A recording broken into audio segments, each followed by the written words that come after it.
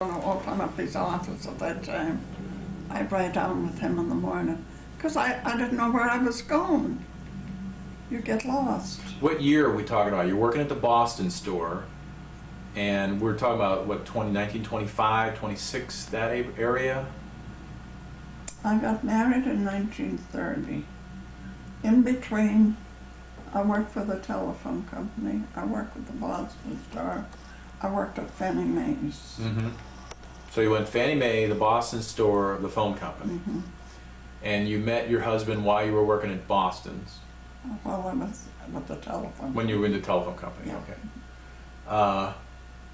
So, do you remember when the Great Depression, when the stock market I crashed? remember everything.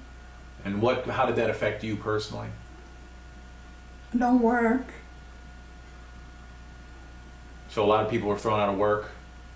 Well, all the big outfits, all the big owners of those stores, they jumped out of their windows. Yeah. It was not the only suicide, they were all committing suicide. They went overnight. That's what people watch the stock market today. You can be a millionaire and you can be broke the next day. And you got all those people working for you and you can't pay them. Mm-hmm. They gotta pay car fare to get back and forth to work. Mm-hmm. And there's no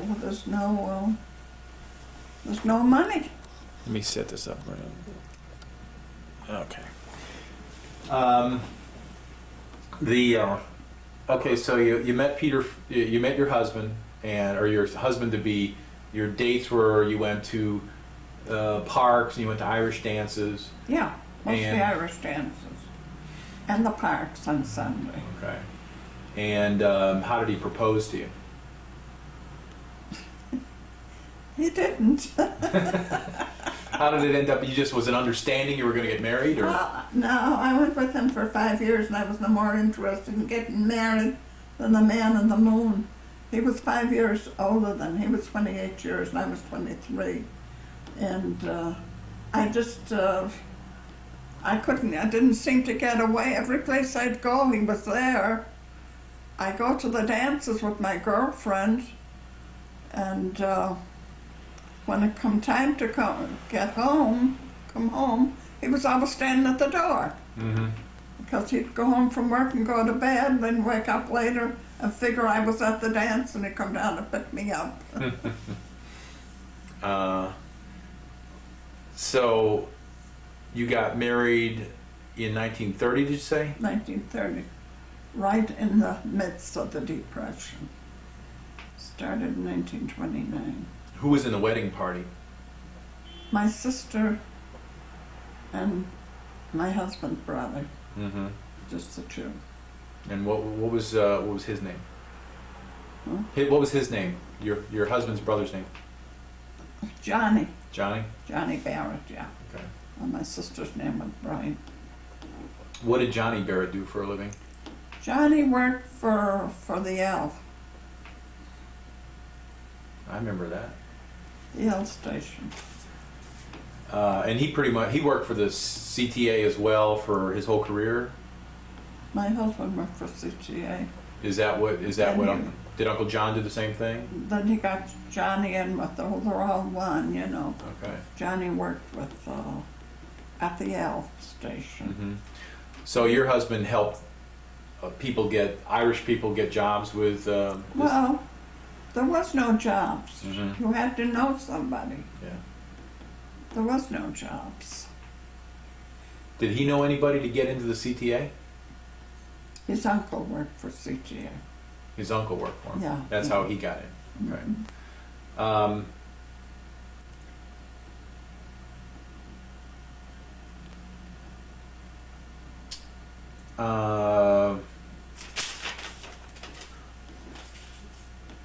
So your husband worked for the CTA, or whatever the name of the company was before it was called CTA. Motor coach. The motor Chicago coach, motor yes. coach. And He's a Chicago. driver. And at that time, you were working at the phone company. Yeah. Mm-hmm. And you were living where when you got married? I was living on Latrobe Avenue. 1611 North Latrobe. It's on North Avenue. Okay. And And we got married over at St. Thomas Aquinas Church at St. on Thomas. Austin Boulevard. And then, And there was 7 weddings the day we got married. so, And the priest interviewed us, you know, Yeah. great big guy. He was French. And he said he interviewed me first, private interview. Found out all about you, and of course, naturally, you weren't married, you were only 16 or 17. And he said, your day of birth.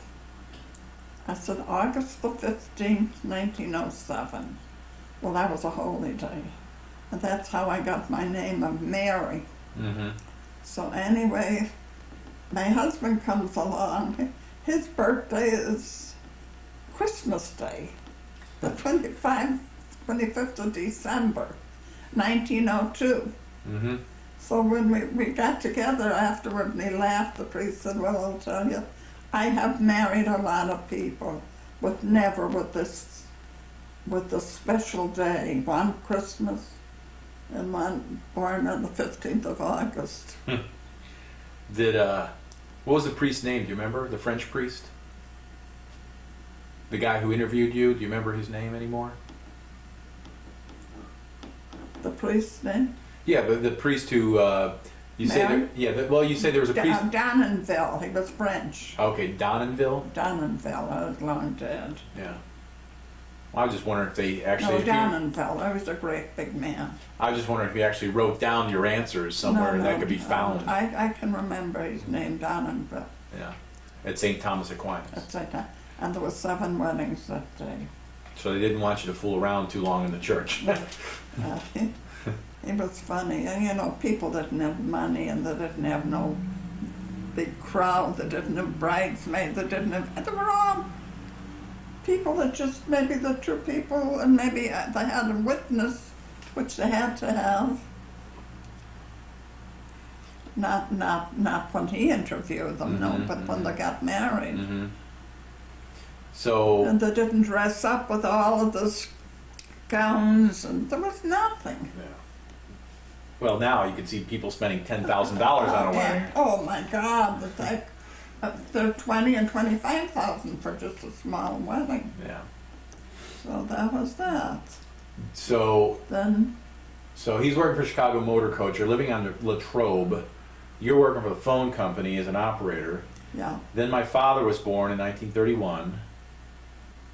Am I right about that? Or Mary Jane was 1931, yeah, July 2nd, right. and Mary Jane was born September 2nd, 1932.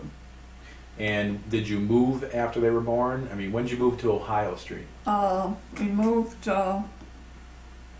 we had an apartment. My husband lost his job. They were out of work, so we moved. We were in an apartment on Ohio Street, 1 bedroom, 2 kids, and everybody was out of work. Johnny was staying with us. His sister Annie, she was doing housework in Oak Park for $5, and my sister Bride was doing housework for $5, and they almost starved them. When they left there on Thursday, they got Thursday off. They were so hungry they used up the $5 to eat. So And they'd come and stay with us. So you had a 1-bedroom apartment. 1-bedroom apartment. How many people are in it? Well, Everybody you when just they'd come when they were out of work, them days they had a big dining room with a Murphy Inador badge, Mhm. which was the greatest thing that was ever invented. It was a great 1 wall, and it was like a clothes closet. When you opened the door, you pulled this bed down. Mhm. It was a full-size bed, and you pushed the dining room table out of the way, and that's where they slept. Mhm. And there was a couch. So you pretty much everywhere was people were Any sleeping. place Mhm. there was sleeping. How'd your husband lose his job just because of the depression? Strike. There was a strike, and he went out on strike. He went out on strike, Against and they never Chicago? took them back. They never took him back. No, no. So what did he do for a living after that? He went in the saloon business. Where was the saloon located? 5847 West North Avenue. What motivated him to go into the saloon business? He couldn't get a job. There was nothing to do. He tried all over, walked night and day. They had holes in their shoes from walking, and there was no work. So anyway, there was quite a few. Well, they had a lot of friends, you know, and they all talked about the liquor was just coming back then. Mm-hmm. The country was dry. So prohibition was ending? Prohibition, yes. And they were opening up taverns. So anyway, somebody talked him into it. I was very much against it. Mm-hmm. They said, I have to try something. And he had to have $1,000. I don't know how he managed about the $1,000. Yeah, I was going to So ask. much a month. So did The license was $1,000. The rent was high. And you had to have the dram shop. That's that insurance. If somebody comes in, you know, and gets hurt, mm-hmm. they sue you. Mm-hmm. You had to have all those things. The store rent, the dram shop, the liquor license, Mm-hmm. and, you know, everything was really... And the business, beer was a nickel a glass. See how you could make any money? You can get in trouble with beer nickel a glass. 5 cents a glass. So how long did he run the saloon? 10 years. From when to when, you think? From like And I helped them. 1933 or so, or Yeah. what? Do you remember what year he started the bar? I think he sold at about 44, 45, Okay. 45. And And I used to go up there and put in my 8 or 10 hours. I'd go when he was home, so the kids weren't alone. They were Should- going to school. so if he was there, you were at home, and if he was at home, you were there. Yeah, there was always somebody at home. Did you have other family members working there? Huh? Did any other family? Did any relatives work in the saloon? No. No. There was no money in it to pay anybody. Yeah. So the only You employees, worked 7 days a week. just you and Grandpa were the only employees? Yeah, we once in a while. He used to once in a while if he wanted to go down to the bowling or something when I'd come home and see that everything was okay. We always had somebody stay with the kids. They'd call me up and I'd have to go up and let them go. They used to go out to where the horses, the racing. There's quite a few people came in there, men that, you know, used to go to those places. So that way he got away. And I'd take over. I'd come back up and work for a couple of hours so they could go. So that's what he did for relaxation. He'd go to horse races. Not much, but they did. They went out to the track or to a football game or whatever was. He didn't go very far. But when I think of him, I just think of working and sleeping, eating, and then going back to work. No, he could. He always depended on me. I'd go up and work there, and he was home, got the kids out to school, and fixed their lunch for them. Mm-hmm. And then by the time they come home, I was home. He was up there. We had a colored guy that used to come in and clean the place every morning. He'd mop it and clean everything. So if There was nothing doing all day long. Nobody had come in, and people had no money. Mm-hmm. All you got was a lot of conversation. It was a place for them to come. So it's all right. There's a lot of people, but not a lot of money being exchanging hands. Yeah. Nobody had any money. Was there They weren't working. was there saloons in the neighborhood? There was quite a few of them. So why would you pick one saloon over another? Well, the store, he knew that neighborhood, And there was quite a few men that worked for CTA that he knew, and for the motor coach. And they used to come, you know, and visit and Mm-hmm. bring their families. It was a family place. Mm-hmm. Was there? Did you have to? Was there any? Did you have to pay the police to watch out for the place, or the Italians, The or something like police that? kept an eye on, they were Austin District, Mm-hmm. and they would drive by. Mm-hmm. If there was any complaints, they'd be right over. Mm-hmm. But them days there was nothing, you know, it was a family neighborhood. Mm-hmm. And there'd be women go shopping in the afternoon, and they'd bring the kids in and leave them to me, and they'd sit, you know, till I come back. I'd give them a bowl of popcorn or a bowl of pretzels, and they had a great time. So, We were in St. Angela's Parish. so there's no real crime around there. Uh-huh. No real crime, and you had no real No. problems with. No, People there or- was no. There was nothing. People were, well, look how long ago it is. Because nowadays you'd have to have all kind of security and. No, I wouldn't have that business. I was very much against that business. He lost his health there too. He got nervous and jittery, and you hate to see people drink,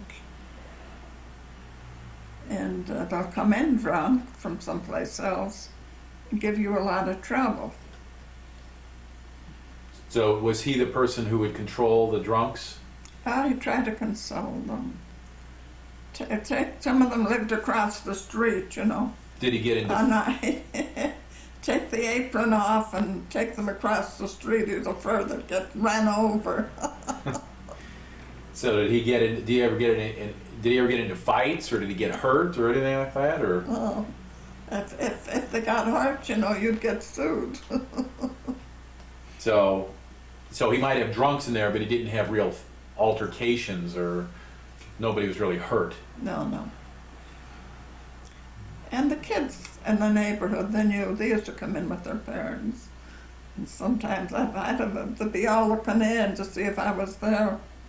And they'd come in, then I'd call their parents and tell them that they were there, that they'd have to, take them across the street because it was dangerous. Mm-hmm. At this time, you did not own a car? You didn't own a car at that time, did you? Had a car? Yeah. Yeah, we had a car. Now, you say he got laid off from Chicago Motor. He was in a strike at the Chicago Motor Coach. They did not hire the strikers back. No. They just hired replacement workers to come in there. Strike breakers. Did they then? You say, but he went back to We went back to the CTA. when they were hiring Different, yeah. years later. Yeah. CTA, two different outfits. Yeah. Two different outfits. He went back there just because it was a better way of life, regular paycheck, not as much it was work. a job. It was a job. They didn't make a big salary. It was a job. Do you remember how much money it was? How much money was it? Do you remember? At that time, it was 75 cents an hour. Mm-hmm. And you had to have $25 of your own money in your changer. You had to supply your uniform. And it wasn't cheap. And you wore a certain shirt, a blue shirt. And there was only one place, it was a uniform shirt, that you bought them. And you'd have 2 or 3 of them, and I drew them up, washed them at home and ironed them, and you'd wear them. Then in the summer they had to have a different outfit. They had to have a cap that had the holes, in it for the air. In the winter they had a different one. But there was mostly Irish that worked at that job. And he had to have his own change? He had to have $25 in his own change? You have to make change for the people that got on. Yeah. So it was $25 of your own money? Your own money. And that's how they made sure that you paid attention to how much change you were giving to people. And the people that get on, they wouldn't have the right. today they have to have the right change. Right. Or a pass. Mm-hmm. But they get on, and he said sometimes he'd have 10 or 12 people get on and almost clean them out of change. Hmm. And you had to go to the bank and buy it. Do you remember any stories from back then when he was driving the buses and the streetcars of, you know, any particular things happening to him? Like, I remember him telling me stories about, you know, telling people to quiet down, or, you know, running over a dog, you know, that kind of stuff. There's all kinds of them. And he was a supervisor downtown with the motor coach with the double decks. He was always, they had 2 times they went to work. They went in the morning while it was busy. And then they come home, they were home all afternoon, and they went back, it was a shift. They went back when it was busy in the evening and got the people on. Mm-hmm. So in between they didn't need them. So what did he do? Go home and take a nap? I went downtown one, Yeah. I was single yet, and he called me up, he said, take a ride down and meet me. And I took a ride down, and he was busy, very conscientious, loading up the buses. And he said, he got one bus loaded up, and he sees the stuff running down, the water running down from the 2nd floor. Somebody went up there and peed up there.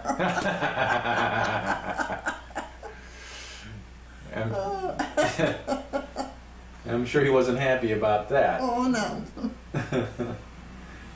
And he worked a split shift. He'd work mornings. Yeah, he worked mornings. That's what they call the splits. And then he would take a nap or something. He'd go out about 5 o'clock in the morning, and he got down to the barn and pick up his bus. And then when the rush was over, when the people got to work, when the rush was over, he took the bus back to the barn.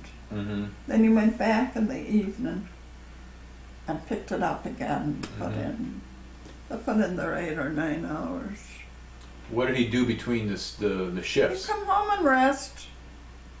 Her nerves were shot too. It was you got all kinds of people riding. His nerves were shot just from the stress. Well, nervousness, you know, and you're driving one of those big buses, Mm-hmm. and you got people falling on and off. Did he have any health problems in general? I mean, like they were hereditary? Health problem? Yeah. I mean, did he have any? Oh, he had that colostomy. And he was laid up for almost 6 months. And that was caused by Well, that's tumors a in nervous the. condition, and it's everything else. And of course, he was quite heavy. How heavy and how tall? Well, he wasn't. I'd say he was about 5'8", Mm-hmm. and over 200 pounds. We never bothered about weight that time. He'd come home and lie down for a couple of hours, and he'd get up and go back again. Then he'd come in the evening, and Mm-hmm. as a rule, he'd stop and have a few drinks on the way home, come home and eat, and go to bed. He wasn't a drinker, he wasn't a smoker, Mm-hmm.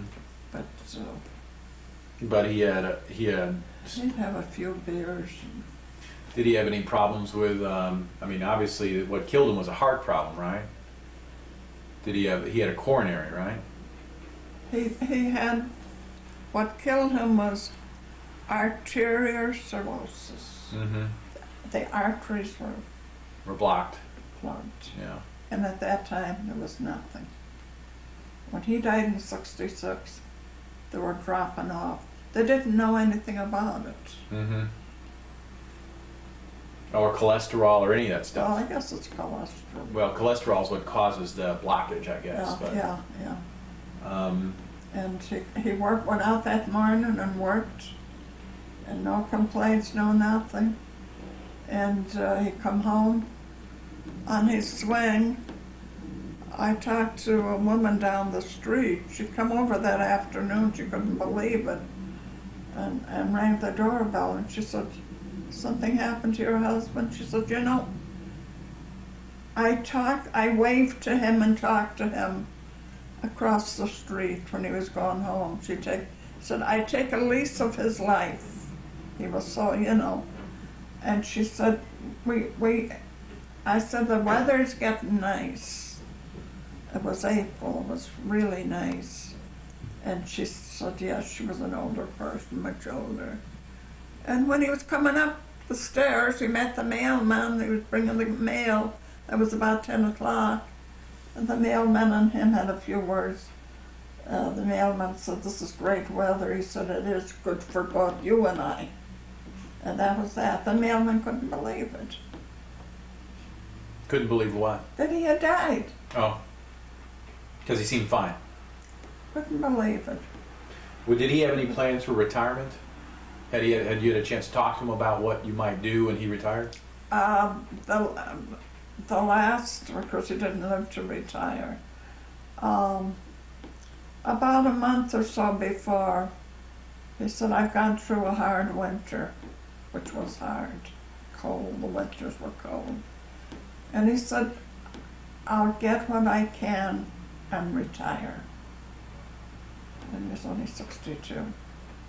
And he said, "Then we'll go with the weather. Wherever the weather is nice, we'll go there." So he was thinking Florida or somewhere much warmer. Well, I'd go down to Florida or I'd go someplace to get around. And the weather was so bad in Chicago. They were freezing. They couldn't even, they're trying to make change in that. Their hands were frozen. The doors are open all the time. I imagine that'd be really tough on your health. It was tough.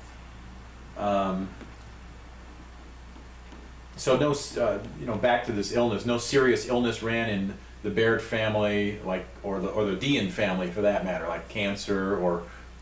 In my family? Yeah. No. No real serious. No. My father died at the age of 78 of a ruptured appendix. Oh, something. Gangrene had set in. Something preventable. And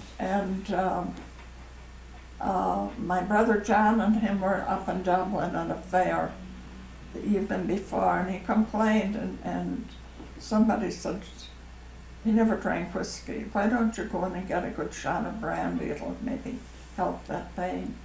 So anyway, he did, and he come home, and he didn't say nothing when he come home. So my mother said the next day, my brother and him were going to the bog. That's where they cut turf.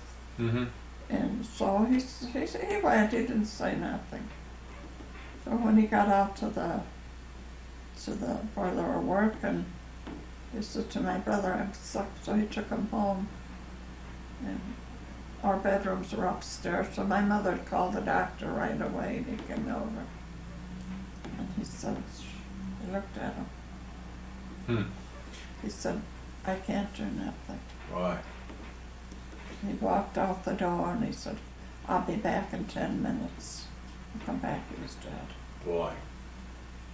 And that was so preventable, if you know. The gangrene killed him and right through his system.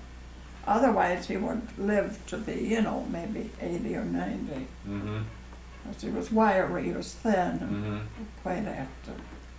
But that's how fast he went. So, as far as you know, the Dean family, they don't have any cancer or leukemia or anything like that. No. And the Barretts, as far as we know, that's they coronary disease, I guess, would be. Well, like, what did Uncle John die of? Uncle John died. He was eating lunch, they were getting ready to move, and he went right off the chair. Not a word spoken. And he hadn't been sick either. It was the heart. How old was he? How old was he? He wasn't retiring age either. Jeez. It's one of the kids called me up and was on a Sunday, and he's Jackie.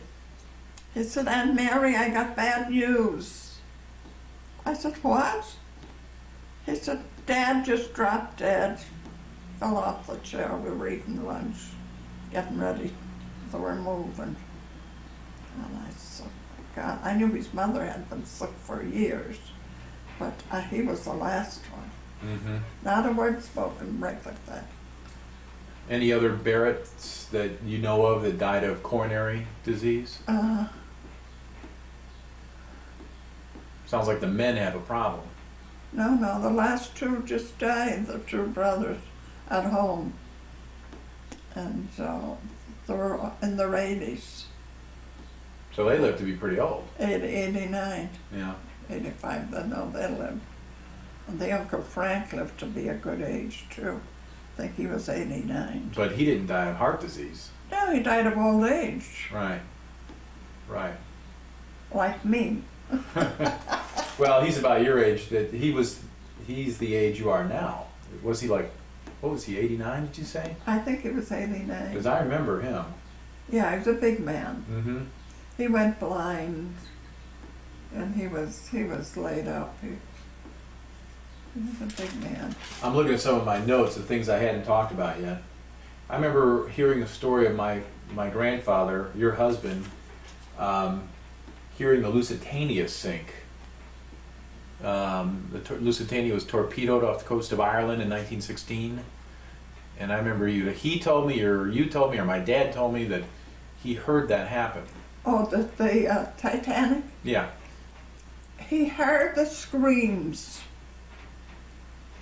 of when the Titanic hits, because they're on the coastline. Right. There. He said he never in his life screamed, people screaming and yelling. Oh, man. That was the night the Titanic. So he... Did you see that? Yes, it did. I don't care to see those things, because I've been across that ocean 4 times. I don't care for it. Yeah, I've seen it twice. It was very But good. it happened 85 years ago. Mm-hmm. I'm just trying. I've gone through most of my mother's kind of factual stuff.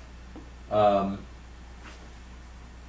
you lived on Ohio. What was the address of that house on Ohio? 5002 West Ohio. 5002 West Ohio.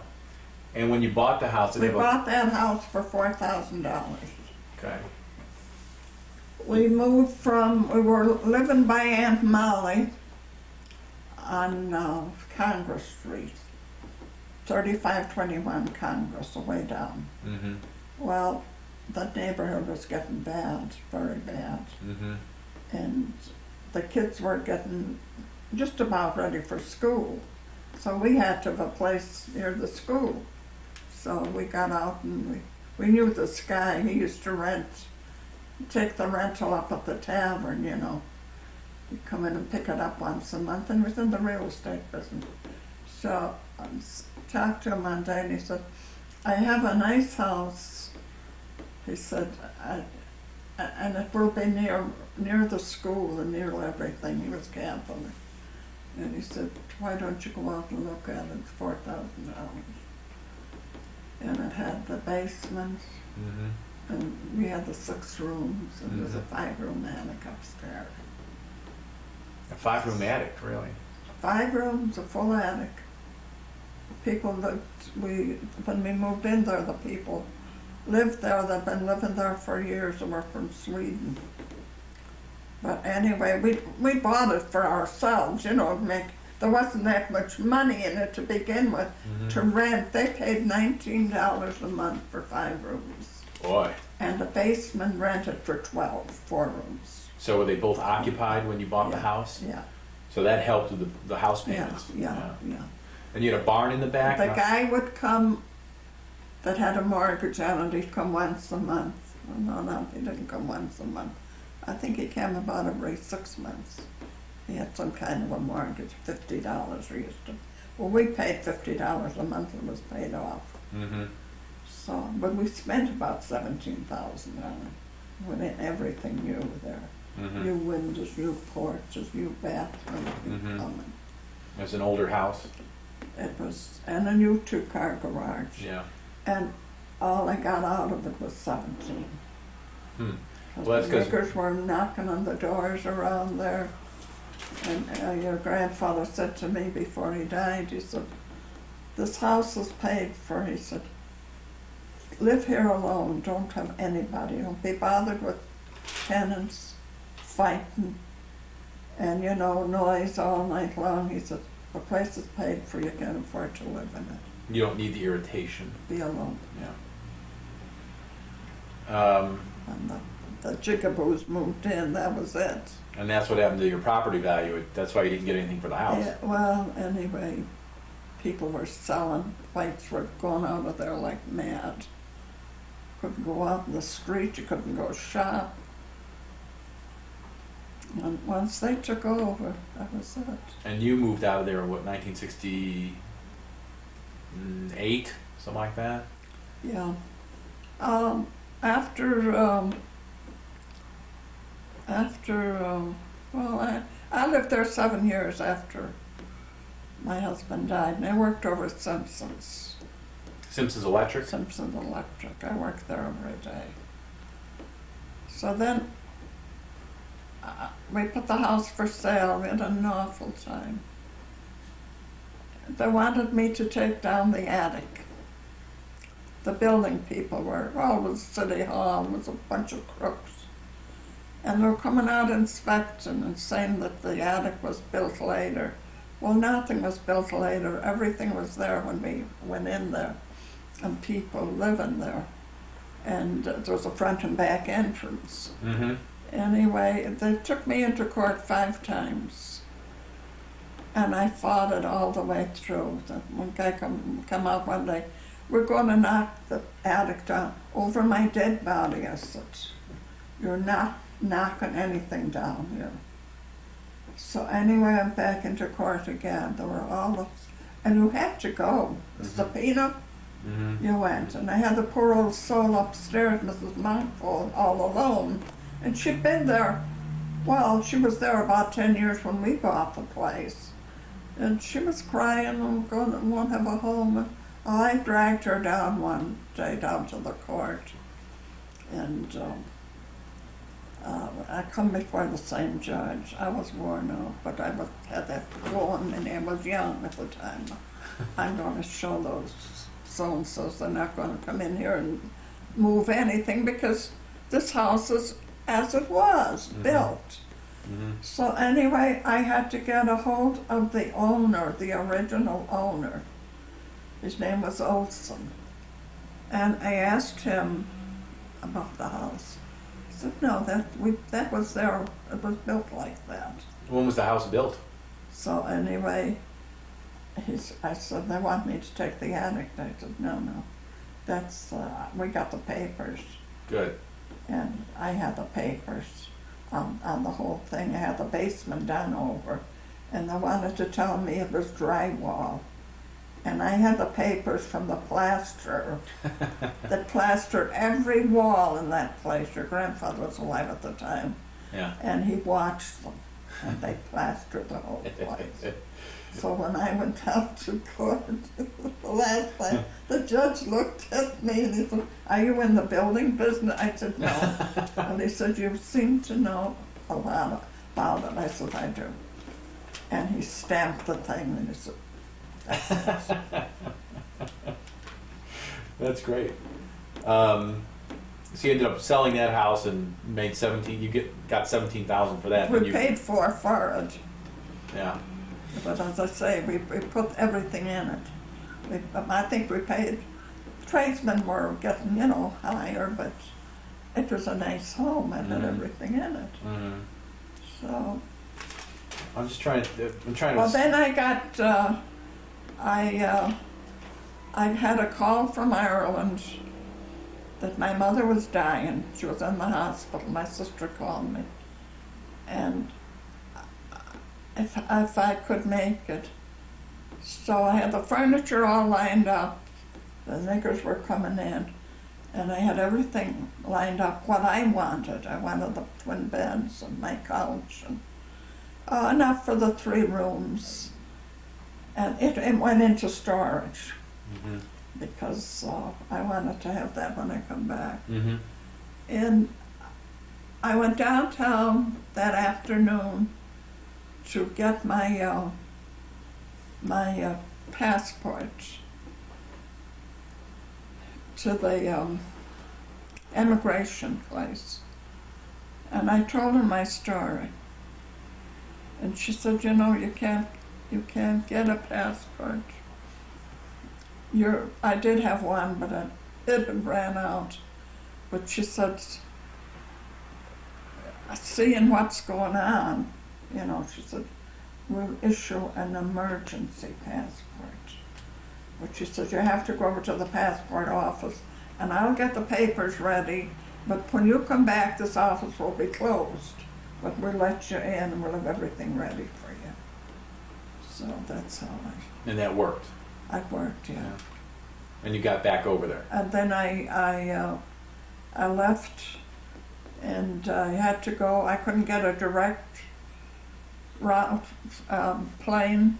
I had to go to New York and get the plane. And I flew from O'Hare, but they told me out there that they had already contacted with New York, and there was a plane coming in there, and it would be leaving for Ireland, and if you make it on time. But see, they only took the money for the flight from O'Hare. They didn't take the full price. Mm-hmm. I paid to New York, and then when I got down there, I had to get right away over to the plane and pick up my ticket and pay for it from there. Then I bought a round trip ticket. Mm-hmm.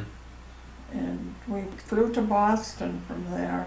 Imagine, sometimes I sit and wonder how I did it. Getting out of my house and all the commotion, Mm-hmm.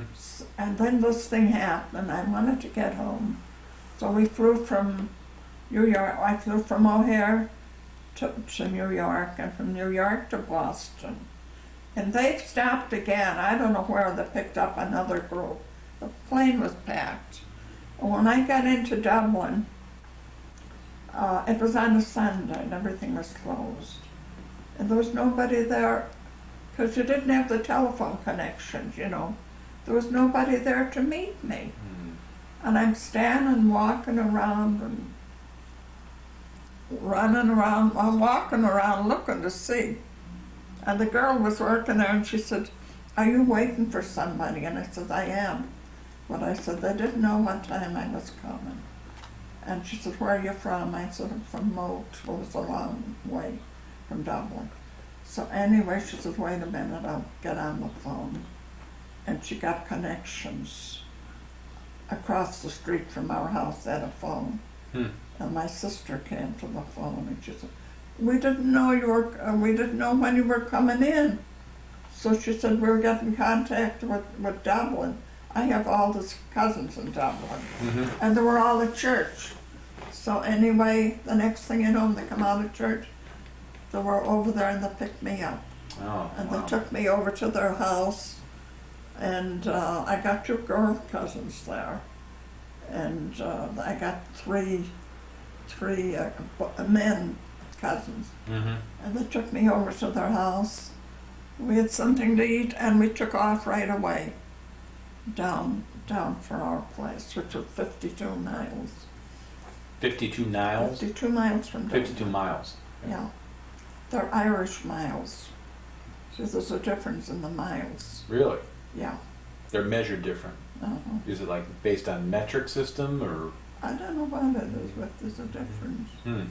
So anyway, I had no sleep for 2 or 3 days. And when I got there, they were all ready and all waiting for me. And of course, they all had cars, so we took down for Moat. And when we got there, after all this riding, my brother said, we're going to Athlone, 7 miles. My mother was still alive. Mm-hmm. So he said, we're 2 carloads of it went into Athlone to the hospital. The hospital was closed. Oh. And when my brother came up to the door, he said to the guy, this is my sister from the States, and she's got to see her mother. He said, I cannot let you in, John. He said, rules and regulations. Everybody's asleep. This place is locked tight. And he said, I can't do it. Well, my other cousin John was with him. He come up and took a look at him. He said, we won't make any noise. We just go in and come out.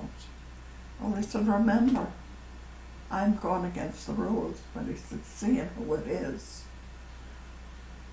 crawling, you can come in and just, no noise, wake up the other patient. So we got in to see her. And she was asleep, and we were all there. Of course, they had been there during the day. And I went up and I kissed her and shook hands with her. I said to her, do you know who it is? She said, sure, I know. It's Maisie. They always call me Maisie. Yeah. And I said, are you sure? She said, yes, how is Petey and Mary Jane?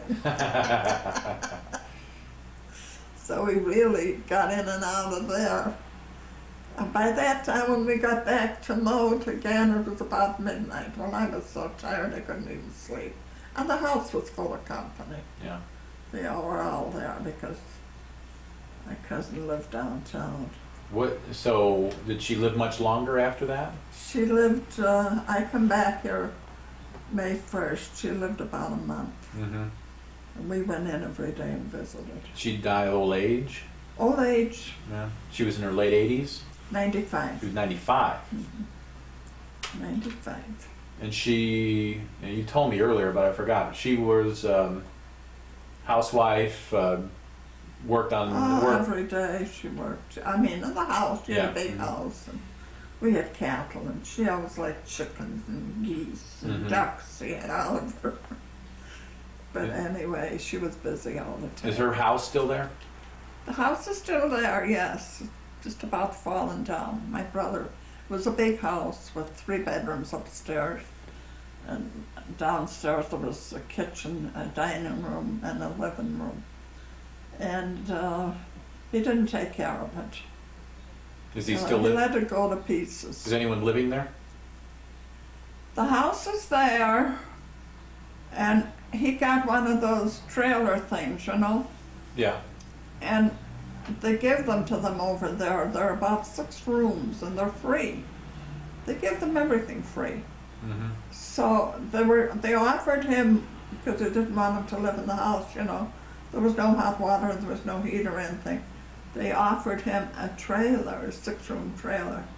He said, if I can put it in my own backyard. Well, they put it in the backyard, right behind the house. It's got a big gate, nobody can come in there. And he's in the back. What's the address of the house, do you remember? Huh? What's the address of the house? The Gap Moat. That's the only address it ever had. The Gap Moat. The Gap. G-A-P Moat. Huh. M-O-A-T. And he lives in the trailer? He lives in the back there. Yeah. Does he own the land He where owns everything. I'll be back. Okay. And he pays no taxes. Very independent. Yeah? He followed the trade, Very few people can do that. Some of them have a bunch of kids and they don't do what their parents did. Yeah. But he still lives there and he still owns a lot of land in Moat? Moat. Yeah. Is this my grandfather's watch? Huh? This stopwatch here? That's his watch. I gave it to Peter that was born. He bought that when he came in 1920 when he went to work for the motor coach. It was hanging. I guess he took it off the hook. It's all packed up like it's going to St. Louis. It's not going with me. I gave it to your dad. Well, don't let him forget it, because 1920. I think that thing's great.